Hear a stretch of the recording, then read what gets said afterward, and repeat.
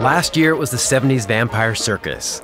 This year, on the 2nd of June, Bed Supper Club will be throwing an Aloha zombie party.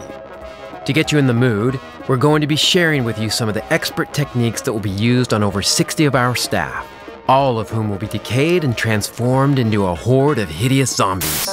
We're going to show you how to make a genuinely horrific rotting flesh special effect, made entirely from items which are easily available from any department store and may already be in your house. You don't have to go through every step to get a great effect, just have fun with it.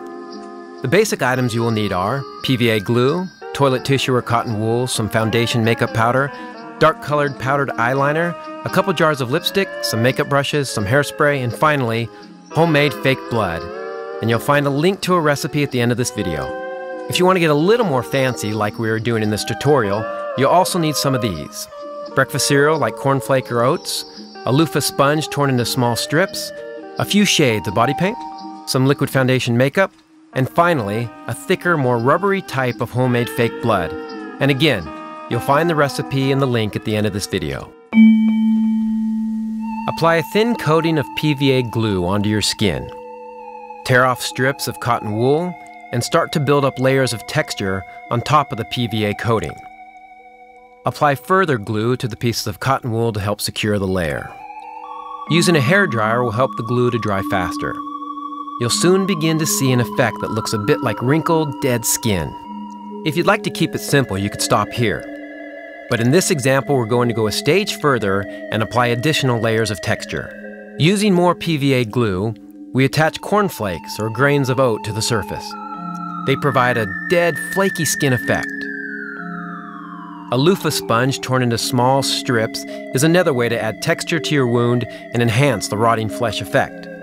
Another quick blast with a hairdryer will help secure these attachments to your skin. We now need to peel holes in our dead skin layer to reveal portions of the real skin hidden underneath. Create a small incision in your layer of cotton wool or tissue paper and start to peel this layer back. Most items with a hard, fine edge will work. Plastic cutlery or a toothpick will be fine. In our case, we're using tweezers. Do not try to do this using anything with a sharp blade. Our layer of rotting skin really doesn't blend too well with the unaffected skin around it. Using an ordinary foundation powder, cover up the transition between any natural skin and the layer of cotton wool with a light dusting applied with a makeup brush. It's time to begin adding some fake blood to our wound. For our first layer, we are using a bright red lipstick applied with a fine brush. We begin by picking out the highlight edges. Apply the lipstick to the join between the natural skin and PVA glue, and also to the surfaces and edges of the cornflakes. Using another slightly lighter shade of red makeup, fill in the remaining sections of exposed skin around the edge of the makeup where the rotting flesh meets the natural flesh. Smudge this layer using your fingers to blend the lipstick in with the natural skin below. To enhance the effect, apply a powder eyeliner with a fine brush, picking out details around the edge of your wounds to give the impression of dried blood and bruising. If you'd like to further blend the affected area with the unaffected skin surrounding it, you can go with a light application of liquid foundation, using a soft sponge to apply the makeup. We now leave the lipstick behind and apply some homemade fake blood. Using plastic cutlery, cover the areas that are most raised up from the skin with a light coating of the dark red fake blood.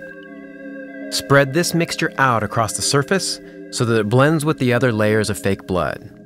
In this example, we're going a stage further and applying a second type of fake blood.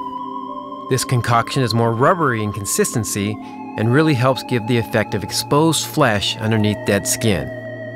At this stage, a quick blast with the hairdryer will help fix all of the liquids we've applied into place.